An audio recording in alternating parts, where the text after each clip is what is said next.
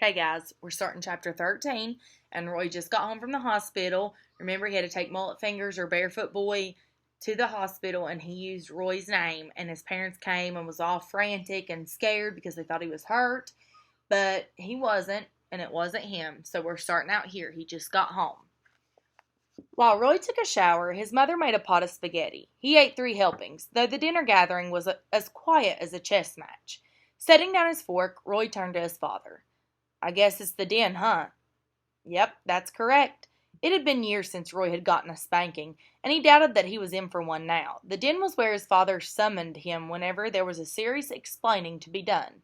Tonight Roy was so tired that he wasn't sure if anything he had to say would make sense. His father was waiting, seated behind the broad walnut desk. "What have you got there?" he asked Roy. "A book." "Yeah, I can see it's a book. I was hoping for the particulars." Roy's father could be sarcastic when he thought he wasn't getting a full answer. Roy figured it came from years of interrogating shifty characters, gangsters or spies, or whoever it was that his father was in the business of investigating. Remember, Roy's father worked for the FBI or the CIA or some type of government. It's super secret, and Roy doesn't know what it is. "I'm assuming," he said to Roy, "that the book will cast some light on tonight's strange events." Roy handed it across the desk. "You and Mom got it for me 2 Christmases ago." "Yeah, I remember," his father said, scanning the cover. "The Sibley Guide to Birds. Sure it wasn't for your birthday?" "Yeah, I'm sure, Dad." Roy had put the book on his Christmas list after it had settled a friendly wager between him and his father.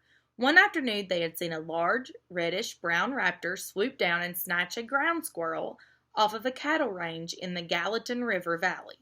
Roy's father had bet him a milkshake that the bird was as young as was a young bald eagle whose crown feathers hadn't yet quite turned white. But Roy had said it was fully grown golden eagle, more common on the dry prairies. Later, after visiting the Bozeman Library and consulting Sibley, Roy's father conceded that Roy had been right. Mr. Eberhart held up the book and asked, "What does this have to do with the nonsense at the hospital?" "Check out page 278, Roy said. "I marked it for you." His father flipped the book open to the page. "Burrowing owl," he read aloud from the text. "Long-legged and short-tailed, with relatively long, narrow wings and a flat head. Only small owl likely to be seen perched in the open daylight." His father peered quizzically at him over the top of the book. "Is this connected to that science project you were supposedly working on this afternoon?" "There is no science project," Roy admitted. "And the hamburger meat that your mother gave you?" "Well, it was a snack for the owls." "Continue," Mr. Eberhart said. "It's a long story, Dad. I've got nothing but time." "All right," Roy said. In some ways, he thought wearily, a spanking just might have been easier.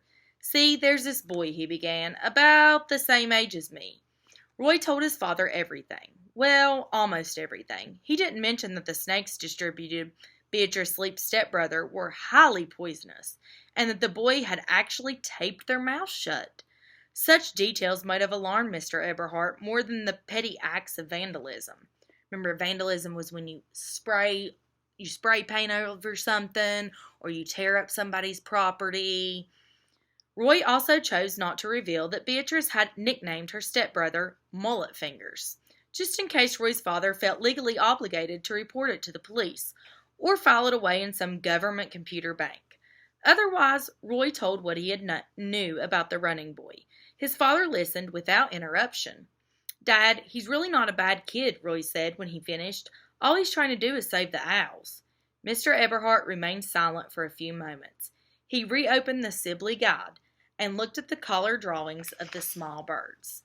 "See, if Mother Paula's people bulldoze the property, they'll bury all the dens," Roy said. His father put the book aside and looked at Roy fondly, though with a trace of sadness. "Roy, they own the property. They can do pretty much whatever they please. But they've probably got all the necessary paperwork and permits." "They've got permits to bury owls?" Roy asked in disbelief. "The owls will fly away. They'll find a new den somewhere else." "What if they've got babies? How will the baby birds fly away?" Roy shot back angrily. "How, Dad?" "I don't know," his father admitted. How would you and Mom like it, Roy pressed on, if a bunch of strangers showed up one day with bulldozers to flatten this house, and all they had to say was, "Don't worry, Mr. and Mrs. Eberhart, it's no big deal. Just pack up and move to another place." How would you feel about that? Roy's father stood up slowly, as if the weight of 100 bricks were on his shoulders. "Let's go for a walk," he said. It was a calm, cloudless night, and a pale silver moon peeked over the rooftops. Insects as thick as confetti swirled around the cows of the streetlights. Toward the end of the block, 2 cats could be heard yowling at each other. Roy's father walked with his chin slightly downward, his hands stuffed into his pockets. "You're growing up fast," he remarked, catching Roy by surprise. "Dad, I'm the 3rd shortest kid in my home room." "Well, that's not what I meant." As they went along, Roy hopped from crack to crack on the sidewalk. They talked about comfortable topics, school, sports and school, until Roy nudged the conversation back toward the delicate subject of mullet fingers. He needed to know where his father stood.